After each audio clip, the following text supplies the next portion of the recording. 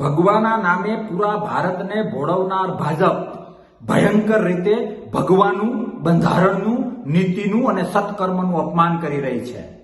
ભાજપને શરમ આવવી જોઈએ. મારે વાત કરવી છે ચૈતરભાઈ વસાવા ધારાસભ્ય ડેડિયાપાડાની અટકાયતની.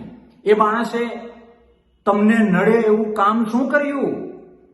એ માણસના સત્કર્મોથી તમારા પેટમાં તેલ કેમ રેડાય છે? એક કંપનીમાં બ્લાસ્ટ થાય છે અને બ્લાસ્ટમાં જે લોકો મૃત્યુ પામે છે એના માટે ચૈતરભાઈ વસાવા લડત આપે છે, પરિણાત્મક લડત આપે છે અને મૃત થયેલા લોકોને 30-30 લાખનું વળતર કંપની દ્વારા અપાવવામાં આવે છે, મળી પણ ગયું છે.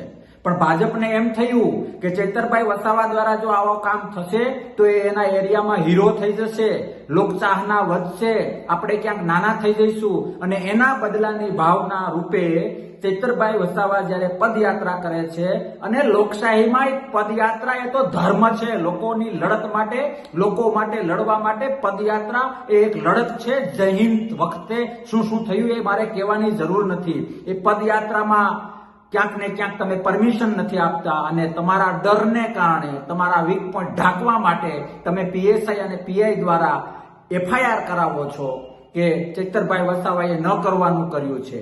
એ એફઆઈઆરના ભાગરૂપે જ્યારે જવાબ ભરવા માટે ચૈતરભાઈ વસાવા જાય છે તો રસ્તામાં તમે એની અટકાયત કરો છો. અરે શરમ આવવી જોઈએ, શરમ. લોકહિત માટે, નીડી માટે કામ કરતો એ હાવજ જેવો ભાઈ ધારાસભ્ય ડેડિયાપાડાનો ચૈતર વસાવા એટલું ગ્રાઉન્ડ લેવલનું કામ કરે છે. ખાલી વાર્તાઓ નહીં, પરિણાત્મક કામ કરે છે. 30-30 લાખનું વળતર અપાવડાવે છે. એવા સત્કર્મ કરનાર વ્યક્તિને તમે હેરાન કરો છો પોલીસને આગળ કરીને. અરે બંધારણને પૂજા કરવાને બદલે તમે એનું અપમાન કરો છો. લોકશાહીના જતન કરવાને બદલે તમે લોકશાહીનું ચીરહરણ કરો છો. તમે તમારો ડર ઢાંકવા માટે અમને ડરાવવાના પ્રયત્ન કરો છો.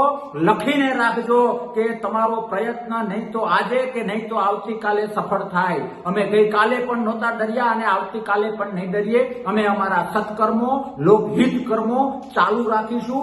અસત્ય સામે, અન્યાય સામે અવાજ ઉઠાવવાનું ચાલુ રાખશું. ભગવાનને પ્રાર્થના કરું કે બીજેપીને સદબુદ્ધિ આપે અને આવા રાવણ વૃત્તિવાળા ધંધા બંધ કરવાના એને કંઈક સુઝાડે.